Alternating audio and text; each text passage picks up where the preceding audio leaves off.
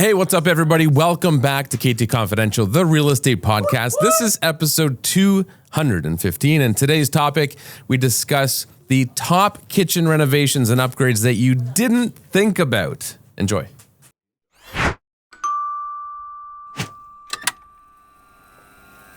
Hi, neighbor. How are you? Excellent. Today is Boxing Day, one of my favorite days of the year. It's overrated. You go shopping on? Is that why? What do you mean go shopping? How many people actually, quote unquote, go shopping on Boxing Day? There's an element of enjoyment to the whole going to a store. There is. Some still. people still like going to the mall, grabbing a Starbucks, walking around. No, too many people for me. But Boxing Week, I didn't mean to say Boxing Week. I'm going to say Boxing Day, but I was leading into the fact that it's basically a week. Same as Black Friday. Yes, but tomorrow everybody goes back to work. Most people will have today off, especially because Christmas Day fell on a Sunday. And now they're given a lieu day, which is usually the day after, or the day before, I guess, in our case. But long weekend. Boxing Day, I like to unwind because Christmas Day is hectic. Not for us. We're not doing anything this year. I keep my jammies on. I'll watch a movie at night. Kind of lazy day. Eat all those leftovers. The turkey keeps you kind of mellow. Yeah. We haven't really established any Christmas holiday traditions. You haven't? No. We've changed them over the years because before we would run around and visit family, sometimes 2 different families in a day, and it was hectic. So we said, screw it. We're just going to stay at home on Christmas Day. Well, as the kids get older, that'll change too, right? Maybe. So let's get into our topic today. So today's topic. Good timing because of Boxing Day. Yes, you may be out there looking for things relative to our topic, which happens to be the top kitchen upgrades you didn't think about. Upgrades / renovations. What to do during a renovation or just stuff in your kitchen you didn't think about. There you go. And hopefully this podcast comes before it's too late, because some things you just can't do afterwards. A lot of things when you do a renovation, you end up looking back and saying, oh, if we would have done this or could have done that. Yeah. Well, and I'm sure there's people that build custom homes who still wish they had have done something. Like my contractor that did my basement made virtually no suggestions to me. It was all me providing the input. I wish I had somebody that provided insight. And that goes to doing your due diligence of who you're hiring, because that particular person really was a carpenter. Not a business owner per se. They didn't have that. That's not his business plan. His business plan is not doing a thorough renovation. If you hire the right company, and I'll get right into one of my points because I made a few points here on today's topic, as I can see you have as well. And the first thing is hire a designer. So you don't look back, or you minimize the impact of not hiring one. Yeah. Because if you're trying to do it on your own, especially if it's your first time designing a kitchen, let's say, inevitably you are going to forget things or think of things later that coulda, shoulda, woulda. Yeah. So as an example, I designed our new kitchen at the cottage, and it's actually funny. You were there. I did bring a designer in, if you remember. You were there during the consultation. Female? Yes. I vaguely remember. Yeah. It was like a month after we got the keys for the place. So this was more than 5 years ago now. Yeah, I do vaguely remember that. And I didn't end up hiring her because she didn't like the design that I ultimately created with the island and then the island facing the lake. Right. She said there wasn't enough room. Right. I'd say she was wrong. It does get tight if you're sitting at the island, like to walk around. It's not ideal. Yeah, but it's offset by the benefit of the view. And the size of the island. Right. The island turned out really big. So anyways, definitely with me designing the kitchen myself, I look back and I think, oh, why didn't I think of that? Or coulda, shoulda, woulda, right? So hire a designer, maybe even get 2 consultations from 2 different designers. And that'll minimize the risk of I hire designers even when I'm choosing paint colors, just to get some insight. Like trends change often. Yeah. And it doesn't cost a lot for consultations, and no. Even to hire a designer to do a proper plan, like a construction plan. I would think if you're doing a full kitchen, most kitchen companies will have either someone on staff or that's the thing. Someone that they recommend. Hiring. Yes. And if you're the general contractor, which I know a lot of people that end up in that position, they know an electrician, they know a plumber, they find a kitchen cabinet person, they find a countertop person, and then they coordinate it all themselves to save money or for convenience. Right. But there's things they don't think of. Exactly. Yeah. So hiring a designer, get a proper consultation, let them sketch it all out, draw it all out. It's pretty easy. They come in with an iPad. They can even start working on it there. And then things, they plan things like lighting and electrical, and that way it makes it easy for the contractor too. So the contractor's not coming back to you and saying, hey, where do you want these lights or where do you want these switches? Right. It's all there in the blueprints. One of the ones I had, speaking of electrical, is more of an accessory than anything, but it's a cool feature that I would definitely put into my kitchen if I renovate or buy or whatever. And that's built-in wireless chargers in the countertops. So like at the breakfast bar underneath. Don't you have to have special counters for that? No, you just have to have strong enough wireless chargers. So they just recess them under the counters. Okay. And then plug them in somewhere. So you need the electrical component of it, which is easy usually. And then you just put your phone on top of the countertop to charge it. I hate those chargers though. I've got some that you just plug in. Yeah. And I never use it because number one, I don't find that it charges the phone very well. And number two, you really can't use the phone. Like if no, but if you're just in the kitchen, like working on a recipe or talking, whatever, you just put your phone on the spot, or you're just walking through the kitchen, you put it down while you're doing something.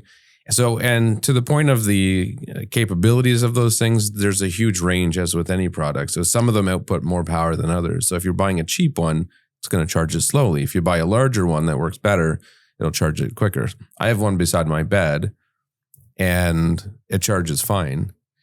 And it sometimes bothers me, like what you're saying is you can't use it while it's there, which would be a bit different in the kitchen because you could still use it on the countertop if you're not moving it. You can't do it so much beside your bed. I can't hold it in front of me while it's charging. But I kind of like that. It forces me to get off of it. But anyways, that's what I would do. I'd have probably 3 or 4 across the countertop at the breakfast bar, depending on the size. How would you know? I guess you would be the only person that knows what part of the counter is actually. Yeah. I could see that being useful on an island. Yeah, that's where I would put it for sure. Do iPads have the wireless charging capability? I don't think so. I don't know. Yeah. I'm looking over at just phones. Robbie to see if he knows, but he doesn't know. No. He just shrugged his shoulders. I don't believe so. Watches and phones. Right. Like iWatch. Yes. You know what I have down, which is always one of my focal points in any home, lighting. Yeah. But more specifically, lighting for different moods. Or purposes. Correct. Yeah. Well, thinking about purposes, how many cabinets would benefit from having an interior cabinet light, as an example? Like display purposes or just Potentially display purposes. I hate display cabinetry and display shelving. I wouldn't have any in my home just because, if it stays that way, it's literally just artwork taking up your kitchen space. It can be done nicely, but it becomes a bit of a nuisance, a dust collector. Right. Yeah. What am I going to put up there? Some fancy salts? Right. And if you're actually using the Unless stuff, it actually just becomes for decor. Well, that's what I'm saying. Because if you actually use the stuff, it's never going to stay picture perfect. Right. But no, I'm thinking like pantries as an example. You know how many times I'm digging in the back of my pantry looking for something, or those corner cabinets. And if it's nighttime, maybe some built-in lighting. But more specifically, where I was going with this is I'm really big on, at different times of the day or when you are using the kitchen in a different manner, adjusting the lights accordingly. So at night, our kitchen and living room, as you know, are combined. So if we're in the living room and we're watching TV, I'll dim the pendant lights over the island just so we could see the sink and the countertop and all that. And then I'll put the under cabinet lights on the back bank of the kitchen. And it just gives this nice, I don't know, it feels more inviting, warmer at night, just that ambient light. Yeah. Versus having the pot lights on and still fully illuminating. But you need the pot lights for the purpose of illumination to cook properly. Right. So when we're cooking or entertaining, then, we crank up the pot lights. So depending on how you like I like different types of lighting available to me for those different moods. Some people like having sconces or whatever kind of lights next to the stove and just nicely illuminate that area. Some people like above cabinetry lighting or ones all that the are above. Yeah, or all of the above and just have that flexibility of all those different lights. So some of them you can change after, but it does become more difficult.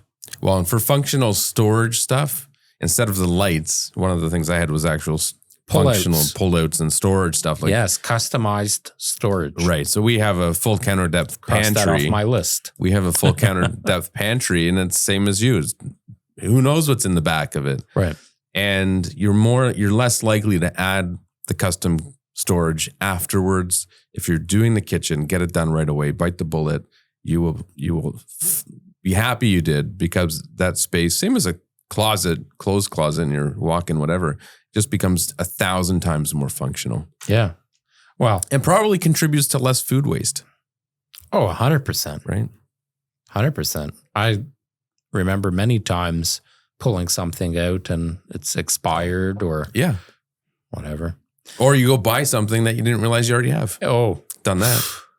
How many boxes of baking soda do you need? I literally have like 4. Yeah. I found that the other day. No, it was cornstarch. The yellow container? Yeah. I have like 4 of those containers at home for some reason. I guarantee everybody listening, if they open their pantry, they have multiples of one of these 3 things: baking soda, cornstarch, or baking powder. Guaranteed. Yeah.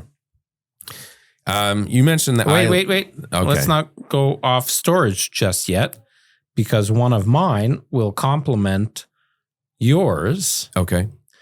But taking it another step, in terms of storage, clear counters always relax the mood. It's very peaceful when you have. I clean the kitchen every night before I go to bed because I don't want to wake up to a messy kitchen. Now, in my opinion, a messy kitchen also includes tabletop or countertop appliances that you leave out. Yeah. Things as simple as a coffee maker or a toaster, a kettle, microwave for some people, knives. Some of it can be used as decor almost, though. Like you can have a nice coffee station set up and it can look nice. My knife block is always out. I don't think people have enough counter space as it is, unless your kitchen is massive. Why do you need all your coffee stuff on the counter if you are custom designing your kitchen? You could easily have, and we see it often now, a coffee station that is tucked behind cabinetry. I believe, I could be wrong, but from my understanding, in Ontario anyways, You're talking about code now? Building code doesn't permit electrical outlets in cupboards. No, they 100% do, but you need a relay. I was just talking, we're going to go through a kitchen renovation up in Brookville. What do you mean? What's a relay? A relay that speaks to the cabinet doors. So when the cabinets are closed, oh, I see. It shuts power off completely to that receptacle. Oh, okay. That makes sense. Yes. So the reason in Ontario, the building code, they don't allow it as normal. So you can't just install a receptacle there. So this is important if you've got somebody that's not hiring a professional. Yes. Because it becomes a hazard. If you don't know the code and you just say, I got an electrical outlet on the other side of this cabinet. I'm going to run some cable over, plug in my toaster, and burn the house down. Exactly. I wonder though if cabinets for coffee makers is an issue from a moisture perspective. Well, I would think that when you're making a coffee, you end up leaving the cabinet open. You're not just, I don't know. Or unless you set your coffee on a timer and then you got to leave the doors open overnight. I don't know, but this is the kind of shit you got to think about. You need like a home automation thing that opens your doors at 7 o'clock. Stop getting so technical. At 7:01, your alarm turns. Your coffee maker goes on. Here's what I would do. I would pull out all of the appliances that you want to keep in your kitchen, put them on the countertops. Take it all out because everybody's got shit that's tucked away, some stuff you don't even use. Like as an example, I have a food dehydrator. I've always wanted one. I had one in the past that I used often. Doesn't your oven do that? I don't know. It has a dehydration mode. This is a normal food dehydrator. I'm going to run the oven overnight and stuff. My point is, my food dehydrator, as much as I thought I would use it, I've used it once in the past 3 years, 4 years. My deep fryer, I use once a month, probably. Okay. That might even be high now. There were times that I used it more often. Our coffee maker, multiple times a day. Things like our air fryer. We have an air fryer now. That's used almost daily. So you think about all the stuff that you've got, those KitchenAid or whatever mixers, kitchen mixers. You know, how often do you use that? Some people bake often, some people not so much. So figure out what you've got, how often you use it, and plan specific storage to tuck this stuff away. Now, some people might have the ability to create a walk-in pantry. And oftentimes we'll see in the walk-in pantry, that's where you have several shelves where these bigger countertop appliances go. Well, and they even have some custom storage I've seen where like a blender I've seen as an example on like a pull-out shelf on a lower cabinet. So you open the cabinet and the shelf comes out and up. Yes. Because the nice ones are heavy. Yes. Right? So it saves you having to do stuff like that. Mm-hmm. But yeah, I agree. And then before you get on to your next one, I can just continue because this is a good segue into my next point. Okay. Because I think everybody, especially with kids, but I think everybody has one. I had one when I was single. I guarantee you have one. Everybody I know has one. Do you know what I'm going to say? Oh, I'm trying to figure it out. Has to do with cabinetry, sort of. Storage for sure. I have no idea. Oh, yeah, I know. A junk drawer. A junk drawer. Yeah. Yeah. You can avoid the junk drawer by having proper storage devices. Like slots for stuff. Slots for stuff. Yes. Right. Designated area for everything. So and if it doesn't have a designated area, the designated area is probably the trash can. Yes. But everybody's got one. Why? Well, that becomes the dumping ground for stuff that's on your counters that you just want to put away. You're opening, a kid's gift at Christmas. Where does the manual go for it? Well, junk drawer. That's because there's no designated area for the manuals. What about when you get home, you empty your pockets? Junk drawer. Right. Your kid comes and gives you something. What is this? Oh, it's a piece from my toy. Junk drawer. And most people go through that junk drawer once a year or so and purge it and be like, oh, I've been looking for that. And random remotes for shit, used batteries that you plan on recycling and all this stuff. Right. Junk drawer. Junk drawer. It's funny that people keep manuals. I hate manuals. I toss them right away. You can find them online. Online. Makes no sense. I don't even read any manuals. I don't know if you do. I just... For some things I do, like snowblower, larger items. Most things are usually self-explanatory or, intuitive enough that you don't need them. But I think some Apple things is helpful. Did it right? Like they don't include manuals with anything, right? No, exactly. Well, even my snowblower, I toss the manual. I just look it up online. Right. So, one thing I wanted to say was get the sink out of the kitchen island. I hate having mine in the island. It's a nuisance. No, it takes up a lot of space. Unless your island is designed that it's much bigger. Well, sure, if you've got a huge island. But the thing I find so my island, I would guess it's probably 6 feet, 6.5 feet, something like that. And the problem with my island is, islands become a congregating area where people hang out. Yeah. The kids are sitting there doing homework while we clean or you're cook. Splashing their homework and their artwork. I have to tell them, go sit at the dining room table. But I'd much rather they were in the kitchen hanging out with me. And if the sink wasn't there, we could do that. Or you could just get a kitchen table. That's on my list here too. Get rid of the kitchen table. So, it depends on the house. So in my house, as an example, the builder had it designed as having a kitchen area and a dinette. Realistically, it doesn't really accommodate a table very well. Like we put our dining room table there, which isn't very big. We put it there to act as a little buffet area for a recent family dinner.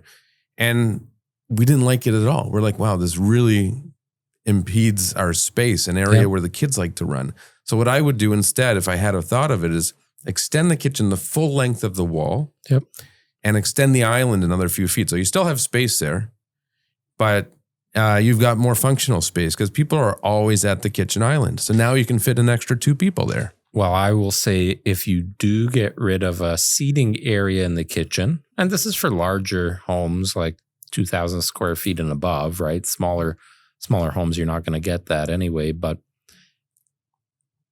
I agree. I think getting more counter space and having a bigger island makes sense to get rid of the, whatever you want to call it, breakfast table. But I think you got to be able to seat no less than 6 people at your island if you are doing that. Instead of a table.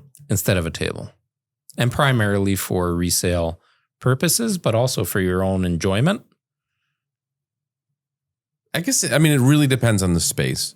Yes, of course. Well, it always depends on the space. This is where the designer comes in handy. If you have a 5,000 square foot home, you can have the best of both worlds. Right. Like I would love to have, one of my dreams would be to have a double island. A double island where the first island does have a sink and it's more of prep and you're starting to put food out there or whatever, or clean up or whatever. And then your second island is your entertainment and seating space. Okay. I always loved that idea. Or having bench seating, like built in. Yeah, of course. I like that. Like a restaurant style. Yeah. Yeah. I never liked, I just thought of this now. I've never liked raised breakfast bars. What do you mean by raised? Like the stepped up? Yeah. Yeah. Yeah. Oh. As opposed to a flush where it's just at the same height as the counter is extended. Okay.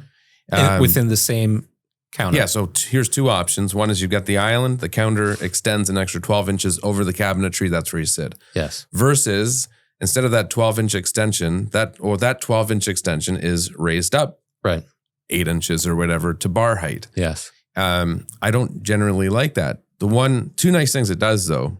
One doesn't really relate to this, but it hides some of the kitchen mess. The other part though that relates to what we're talking about is the kids could do their homework there, and the water from the sink won't get up to that level. Right. It's not as clean looking though, in terms of just generally looking nice. Correct.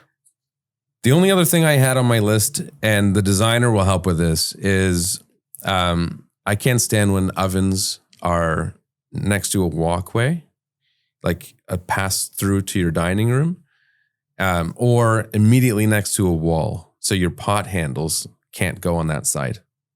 Do you know what I mean? You're talking about a stove. Sorry. Yes, a range. Yes. So you've got your stovetop pot on the left burner, but you've got a wall at the left side. Right. The handle's got to be twisted around. It's not very nice to work with. Or if there's a walkway, it's a hazard. Yeah. Oh, for sure. Little Tommy's going to hit his head on the boiling pot. That poor little Tommy takes a beating in your world. Yeah, he does. Well, and I also love to cook, as you know. I always have stuff on either side of the stove. Yeah. You've got maybe your wet ingredients or dry ingredients, separated. Maybe you have meat on one side, or just for timing, you've got a few burners going. So you've got it all laid out, pasta on one side, chicken on the other, whatever. Yeah. So to have... There are some kitchens that are smaller or weird designs and the walls might jet out and such. We'll see how that works out when we start building our tiny homes. Yeah. Well, yeah, that's when getting creative becomes that much more important. I don't know what that looks like. That's a good tip. Research tiny homes and see what they do. One thing I saw not long ago, it'll blow your mind. They have induction stovetops built into the countertops. So you don't even see I know. where the stove is. Yeah, I've seen cool. that. Expensive. Oh, for sure. Yeah, that's not for the average house. I can't imagine how much that would be. And we should find a house. Okay, here's a challenge. Find a house that has it? Find a house that has it and see if they'll let us come in and do a little video. Okay. There you go. Who manufactures? Well, first, I guess let's find out who manufactures it. Maybe they have a showroom. Maybe that would be easier. I'd say it's more of a European thing. I think they're further ahead. Oh, I've seen it here, though. Have you? Yeah. Okay. Can't remember where. Probably at a home show. Maybe. Yeah. When is the home show? The home show's coming up. I don't know. Anyway, I don't have anything else. Those are my ideas. Hopefully this helps you not make the mistake of forgetting something that you would have otherwise enjoyed. And if you did, or if you're watching this after your kitchen reno, sorry about your luck. Sorry about your luck. We can help you sell your current place. Yes. And at the end of the day, really put a lot of thought into the stuff that you will not be able to change later. The stuff that you can change, like your door hardware, the type, the faucet, things like that, even the appliances, you can always change them. Once you start getting into the custom cabinetry and a lot of the electrical stuff, plumbing locations. Yeah. Yeah. Under cabinet lighting, it's a bitch to cut up the wall and run wires afterwards. Yeah. Even if you don't install it, just get the wiring installed. Right. Even with plumbing. So as an example, when we did our kitchen at the cottage, we ran additional plumbing that's capped off, in the event we wanted to add a dishwasher or a garburator or something down the road. Right. Same thing with the electrical. There's an additional wire going down in case we needed to add something later. Smart thinking. Yeah. All right, sir. Good day. There you have it. Hope you enjoyed the podcast. Hopefully you caught this video before your reno. But if there's any other items you would add to the list, drop a comment below. Thanks for watching. Subscribe and tune in next week.